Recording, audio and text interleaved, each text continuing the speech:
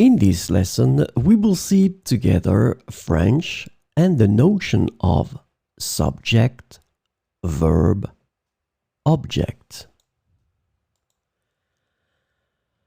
Until the Middle Ages, words were declined and therefore their functions were determined by their endings. After the declensions were removed, it was necessary to define an order in the sentence.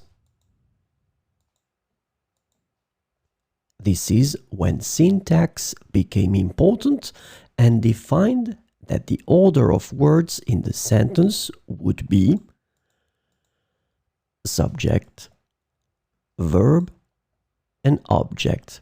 So remember that when we're talking about object, in that case, we are talking about grammatical object. So that is why the following two sentences do not have the same meaning. So let's have a look at the first one. Marie-Claire regarde Alexandre. So in that case, Marie-Claire is the subject, regarde is the verb, Alexandre is the object.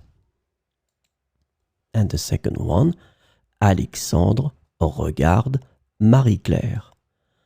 In that situation, Alexandre is the subject, regarde is the verb, and Marie-Claire is the object.